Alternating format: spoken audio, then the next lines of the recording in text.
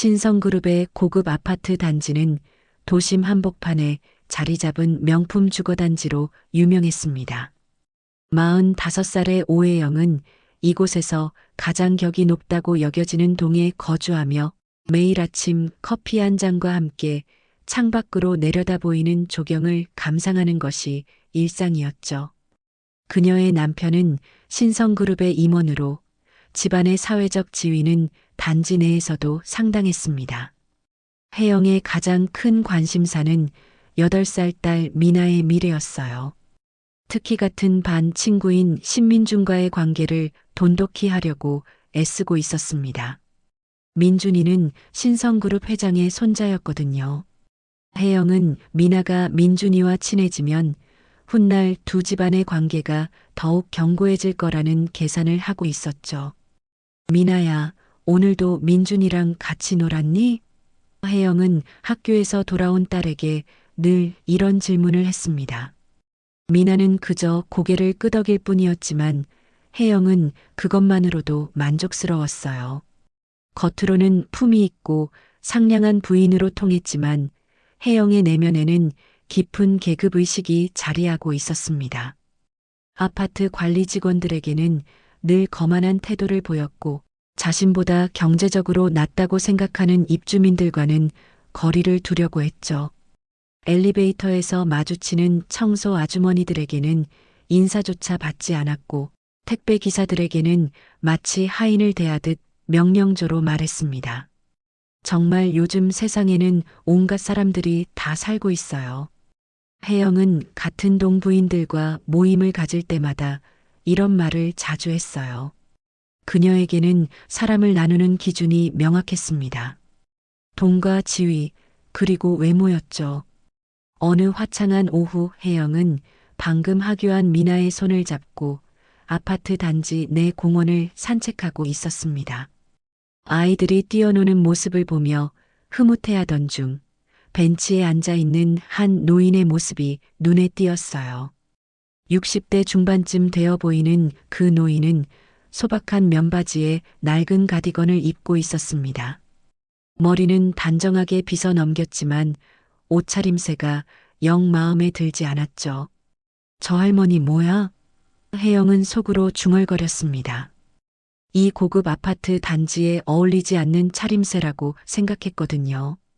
노인은 그저 조용히 앉아서 아이들이 뛰노는 모습을 바라보고 있을 뿐이었는데 혜영의 눈에는 수상하게 보였어요. 혹시 치매 환자가 길을 잃고 헤매는 건 아닐까?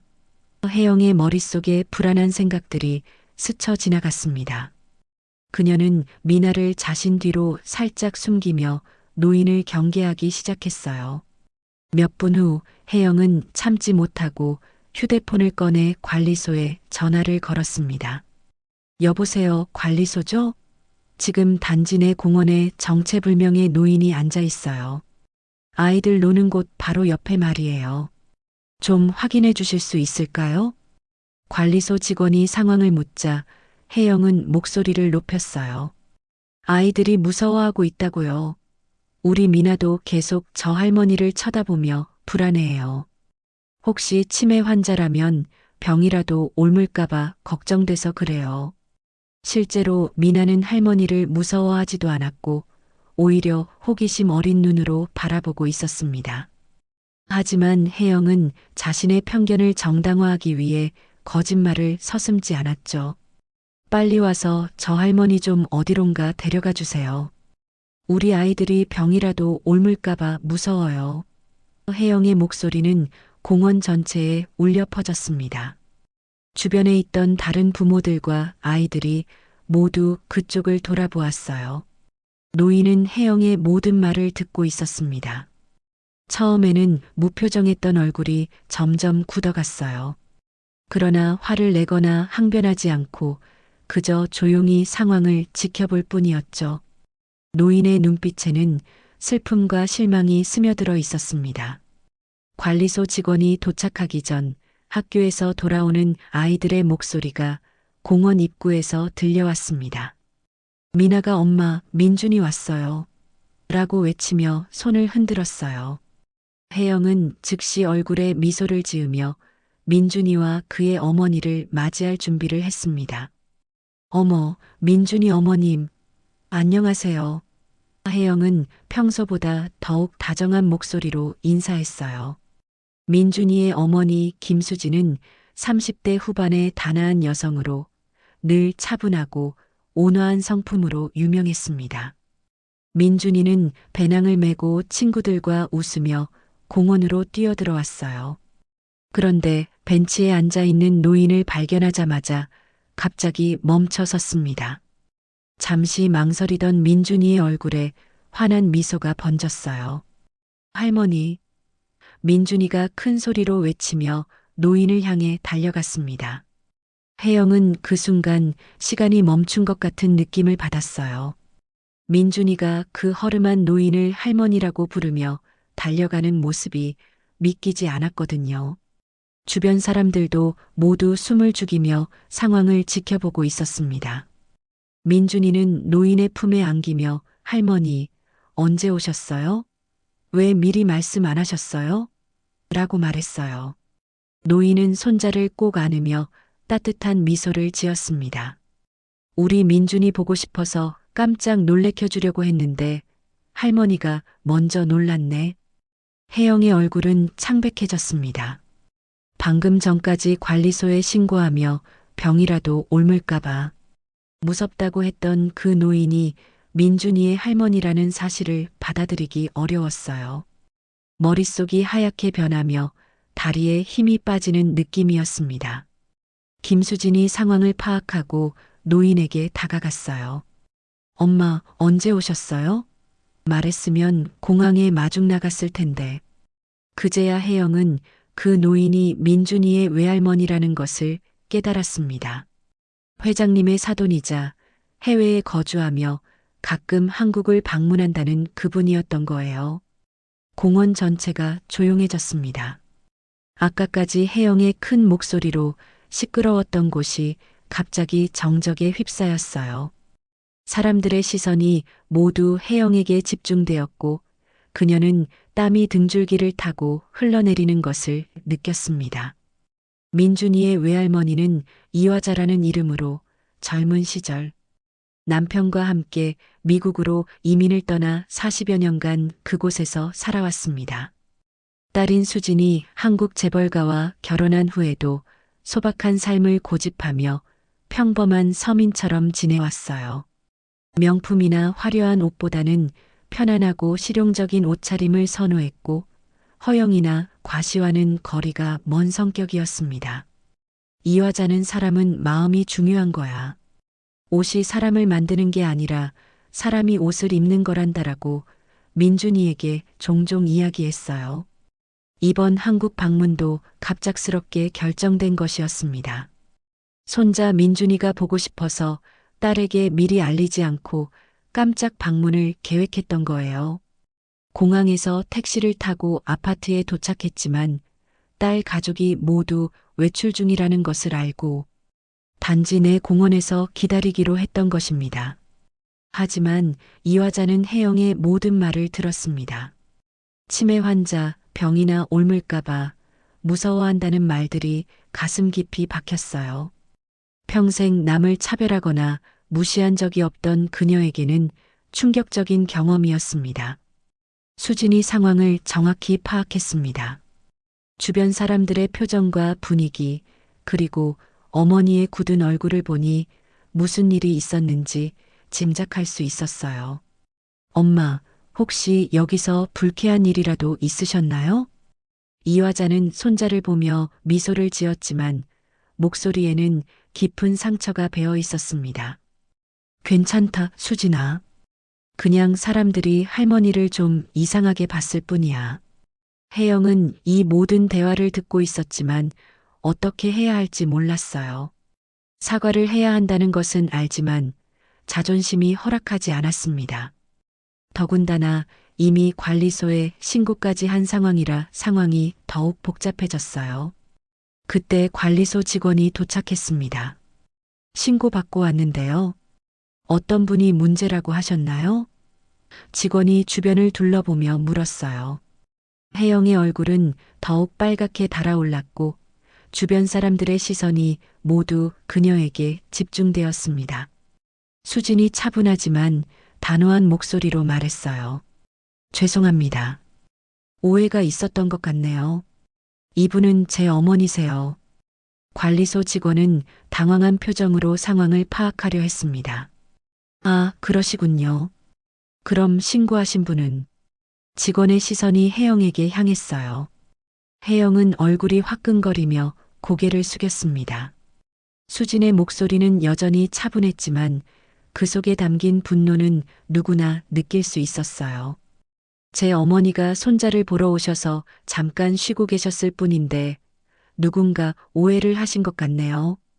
그녀는 혜영을 직접 바라보지는 않았지만 말의 의미는 명확했습니다. 혜영은 변명을 시도했어요. 아, 정말 죄송해요. 몰라 뵙고 그냥 아이들이 많은 곳이라 혹시나 해서. 하지만 그녀의 변명은 앞서 했던 말들과 너무나 대조적이었습니다.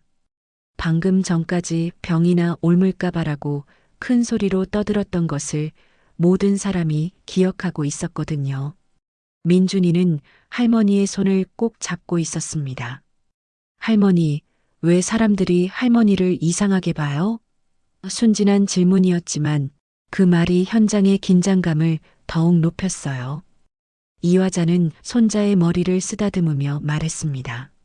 사람들은 때로 겉모습만 보고 판단하는 실수를 하기도 한단다. 하지만 우리는 그런 사람이 되면 안 되겠지? 그녀의 말은 직접적인 비난은 아니었지만 혜영에게는 날카로운 비수처럼 느껴졌어요. 주변에 모여든 사람들 사이에서 웅성거림이 시작되었습니다.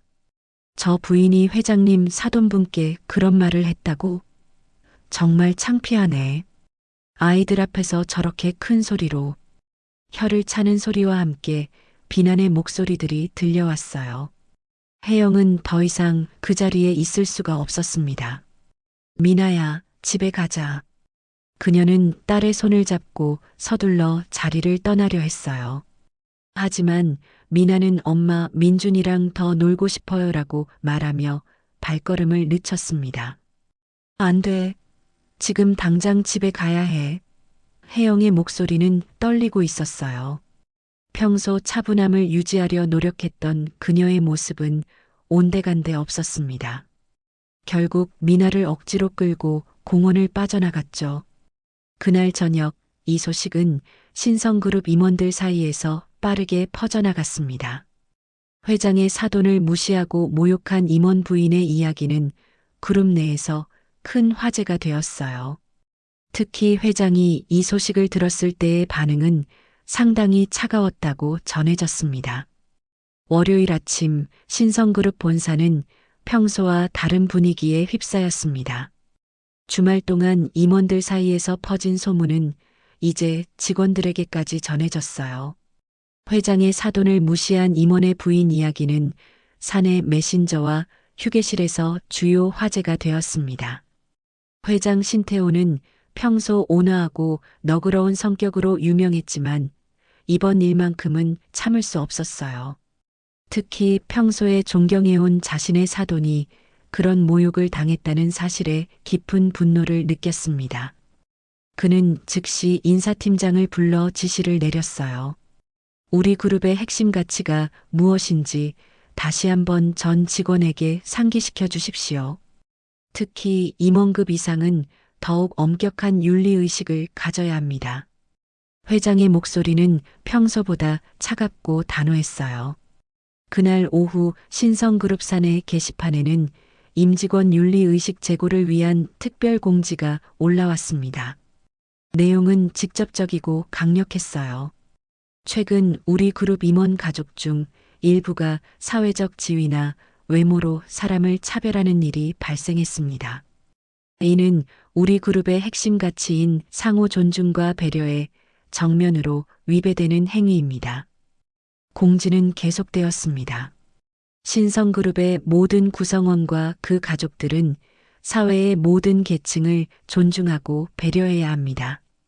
경제적 지위나 외적 조건으로 사람을 판단하는 것은 인간의 존엄성을 무시하는 행위입니다. 앞으로 이런 일이 재발될 경우 엄중한 조치를 취할 것입니다. 혜영의 남편인 오성민은 회사에서 하루 종일 시선의 압박을 받았어요. 동료들의 눈빛은 동정과 비난이 섞여 있었고 그는 점심시간조차 제대로 보낼 수 없었습니다. 평소 친하게 지내던 임원들도 그를 대하는 태도가 미묘하게 변했어요. 집에 돌아온 성민은 혜영에게 분노를 터뜨렸습니다. 당신이 한 일이 무엇인지 알고 있소? 회장님의 사돈을 무시하고 모욕했다고? 그의 목소리는 평소 본 적 없이 거칠었어요. 내가 이 회사에서 20년 넘게 쌓아온 신뢰가 하루아침에 무너졌소. 혜영은 변명을 시도했지만 성민은 들으려 하지 않았습니다. 당신의 그 잘못된 우월감 때문에 우리 가족 전체가 망신을 당했소. 미나까지 친구를 잃게 됐다고. 실제로 미나는 학교에서 민준이를 만나기 어색해했고 다른 친구들도 미나를 이상하게 바라보기 시작했어요. 화요일 아침 회장 신태호는 직접 사돈 이화자를 찾아뵙기 위해 아들의 집을 방문했습니다. 평소 격식을 중요시하는 그였지만 이번만큼은 예의를 차려 정중하게 사과드리고 싶었어요. 거실에서 마주한 이화자는 여전히 소박한 차림이었지만 그 모습이 오히려 더욱 존경스러워 보였습니다. 사돈어른, 정말 죄송합니다. 신태호는 깊게 고개를 숙였어요. 제 직원의 가족이 어른께 그런 무례를 범했다니 변명의 여지가 없습니다. 그의 목소리에는 진심 어린 사과가 담겨 있었습니다. 이화자는 조용히 미소를 지으며 말했어요. 괜찮습니다. 사람은 누구나 실수를 하는 법이죠. 다만 그분이 앞으로는 사람을 겉모습으로 판단하지 않으셨으면 좋겠어요. 그녀의 너그러운 마음이 신태호를 더욱 부끄럽게 만들었습니다. 한편 아파트 단지 내에서 혜영의 평판은 나날이 추락하고 있었어요. 평소 그녀와 친하게 지내던 부인들도 이제는 마주치면 시선을 피하거나 간단한 인사만 하고 지나갔습니다. 엘리베이터에서 만나도 어색한 침묵만이 흘렀죠. 미나 엄마 요즘 어떻게 지내세요? 그 같은 동에 사는 사모님이 어색하게 말을 걸었지만 그 목소리에는 예전의 친근함이 없었어요. 혜영은 네, 그냥 지내고 있어요 라고 대답했지만 상대는 곧바로 화제를 바꿨습니다. 그럼 저는 먼저 가볼게요. 미나는 학교에서 점점 위축되어 갔습니다. 민준이와의 관계도 어색해졌을 뿐만 아니라 다른 친구들도 미나를 대하는 태도가 변했어요. 미나 엄마가 민준이 할머니한테 나쁜 말 했다며? 아이들 사이에서도 소문이 퍼져 있었습니다. 집안 분위기는 날이 갈수록 냉랭해졌어요. 성민은 혜영과 대화를 최소화했고 미나는 학교에서 돌아와도 예전처럼 밝지 않았습니다. 저녁 식사 시간조차 조용한 정적만이 흘렀죠. 혜영은 거울 앞에 서서 자신의 모습을 바라보았습니다. 며칠 사이 얼굴이 많이 야위었고 눈가에는 피로의 흔적이 역력했어요. 내가 정말 잘못했을까? 하지만 이미 벌어진 일들을 되돌릴 수는 없었습니다. 단지 내에서 마주치는 관리 직원들의 시선도 달라졌어요. 평소 그녀가 무시하며 대했던 사람들이 이제는 그녀를 동정하거나 비난하는 눈빛으로 바라보았습니다. 자신이 그동안 뿌린 씨앗을 거두고 있다는 것을 뼈저리게 느꼈죠. 금요일 오후 민준이는 외할머니의 손을 꼭 잡고 아파트 로비를 걸어 나왔습니다. 이화자는 일주일간의 한국 방문을 마치고 다시 미국으로 돌아가는 길이었어요. 손자와의 짧은 만남이었지만 그 시간은 그녀에게 많은 것을 생각하게 해주었습니다. 할머니, 언제 또 와요? 민준이의 목소리에는 아쉬움이 가득했어요. 이화자는 손자의 머리를 쓰다듬으며 따뜻하게 미소 지었습니다. 할머니가 또 보고 싶을 때 올게. 우리 민준이가 건강하게만 자라주면 돼. 택시가 도착하자 민준이는 할머니를 꼭 안았습니다. 할머니 사랑해요. 할머니도 우리 민준이 정말 사랑한단다. 이화자는 마지막까지 손자를 바라보며 택시에 올랐어요. 차창 너머로 손을 흔드는 손자의 모습을 보며 그녀는 이번 방문에서 느꼈던 복잡한 감정들을 정리했습니다. 그때 아파트 입구에서 혜영이 나타났습니다. 그녀는 며칠 전부터 이화자에게 제대로 사과하고 싶었지만 용기가 나지 않았어요. 마침 떠나는 모습을 보고는 더 이상 미룰 수 없다고 생각했습니다. 잠깐만요. 혜영이 택시를 향해 뛰어갔어요. 이화자는 차창을 내리고 그녀를 바라보았습니다. 할머니, 정말 죄송합니다. 혜영의 목소리는 떨리고 있었어요. 제가 너무 잘못 생각했습니다. 용서해 주세요. 이화자는 잠시 침묵하다가 조용히 말했습니다. 사과는 고맙지만 중요한 건 앞으로예요. 사람을 겉모습으로 판단하지 마세요. 모든 사람에게는 각자의 이야기가 있답니다. 그녀의 말은 따뜻했지만 동시에 깊은 교훈을 담고 있었어요. 택시가 떠나고 나서 혜영은 그 자리에 멍하니 서 있었습니다. 지나가는 사람들의 시선이 여전히 차갑게 느껴졌지만 이제는 그 시선들이 당연하다고 생각했어요. 자신이 그동안 다른 사람들을 어떻게 대했는지 깨달았거든요. 집으로 돌아가는 길 혜영은 평소 무시했던 경비원 아저씨에게 처음으로 정중하게 인사했습니다. 안녕하세요. 경비원은 놀란 표정으로 인사를 받았어요. 청소하시는 아주머니들에게도 고개를 숙여 인사했습니다. 엘리베이터 안에서 혜영은 자신의 모습을 돌아보았습니다. 그동안 자신이 얼마나 오만하고 편견에 가득 찬 사람이었는지 뼈저리게 느꼈어요. 명품 옷과 비싼 액세서리로 치장한 겉모습 뒤에 숨어 있던 추악한 내면과 마주하게 된 것입니다. 집에 들어서며 혜영은 거울에 비친 자신을 보았습니다. 화려한 외모 뒤에 숨겨진 차가운 마음, 계급의식에 사로잡힌 편견, 그리고 진정한 품격이 무엇인지 모르고 살아온 자신의 모습이 적나라하게 드러났어요. 이제야 깨달았지만 이미 늦었습니다.